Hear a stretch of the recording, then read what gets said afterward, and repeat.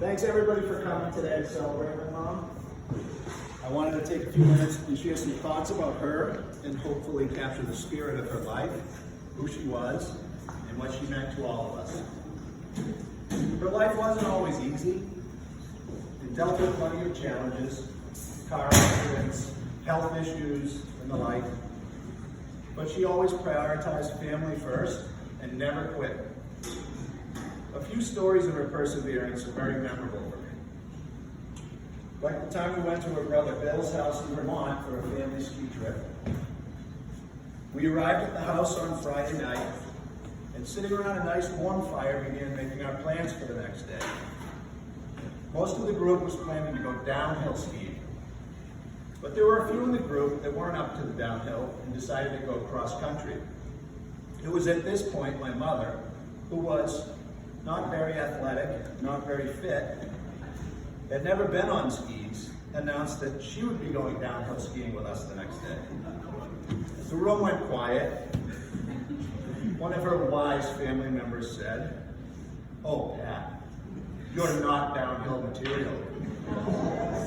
Well, that didn't sway her. She doubled up on downhill. So she got up the next morning, got set up with her rental equipment, and got into the lift line. And then fell over sideways and spent 15 minutes trying to get up. Unsuccessfully. It turns out that wise family member was right. She wasn't downhill material, but she wasn't afraid to try, which was admirable. Another memory I have of her toughness was from a family vacation to Fort Lauderdale. I must have been 10 or 11 at the time. It was just the five of us, Mom, Dad, Kathy, Mary, myself. And we had a room across from the beach in one of those high-rise hotels that looks out on the beach, and we were on one of the upper floors. We all went over to the beach, set up our spot, blanket and chairs, and at one point I went back to the room. Forgot something, or had to use the bathroom, or play with matches, I don't know what I was doing. And I went out on the balcony and looked out at the beach, and everyone was down in the water. And I look down, I see a guy we don't know at our blanket, picking something up. Then I see my mother sprinting up from the water. And the guy in the blanket grabs something and starts running down the beach, and my mother starts chasing him. As you may remember from the skiing story, she was not very athletic. But she caught this guy, who turns out grabbed her purse and had taken off down the beach with it, and then proceeds to yank it out of his hand and smack him with it several times. Then she turned around and, like only she could march back to the blanket and put the purse down. She may not have been very athletic or fit, but she was tough when she needed to be. Those are funny memories, and they capture the part of my mom that was tough and the part that wasn't ready to accept her limitations, but they don't capture all of her. She was also an incredibly compassionate, caring, and loving person. She often went above and beyond to make others feel loved. When I introduced her to Jane, she didn't just accept her, she made it a point to love her like a daughter and make sure she knew she was part of the family. When Mary introduced her to Charles, she treated him the same way. She brought that same compassion, care, and love to all of her roles in life, not just as a mother, but also as a sister to her 5 brothers, as an aunt. She was interested in the lives of all her nieces and nephews. As a wife, she was totally dedicated to loving and caring for my dad for almost 60 years. As a grandmother, she was exceptional. Whenever one of her grandchildren had an important event, she was there.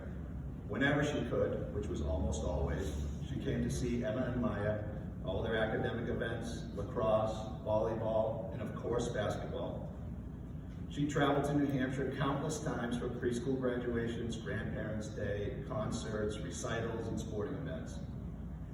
When Seamus was young, she was there whenever it was possible. She didn't have the opportunity to know Dylan and Robin, but if it wasn't for the distance, there's no doubt she would have done the same for them. She wasn't just there as a grandmother, she made the extra effort to make it fun. She was always available to be Maya's shopping buddy. When Jack and Kate were young and would visit for the weekend, She did something called the magic faucet. She turned the water on and asked the magic faucet what special place they should go today. The faucet would send them to the aquarium, or to the children's museum, or even to the buffet at the casino. More than once. I want to share one more little story which really highlights how big her heart was. When she came to visit us, she'd always bring something for Jack and Kate, a little toy or trinket or something. One time she brought Kate a little figurine type thing that had a waterfall in it. Well, Kate's friend Allie, who's right over here today, she loved that thing. And the next time my mom came to visit, she brought another one for Allie. Her life was full of small, thoughtful acts of kindness like this one that made each person in her life feel special. I could go on with countless examples, but there's a sign my mom had in her kitchen that sums up how she lived pretty well. It says, "In this home, we do real, we do second chances, we do hugs, we do I'm sorry, we do family, we do love." You did all of that and more, Mom, and I know you're watching over your family today and resting in peace. Thank you.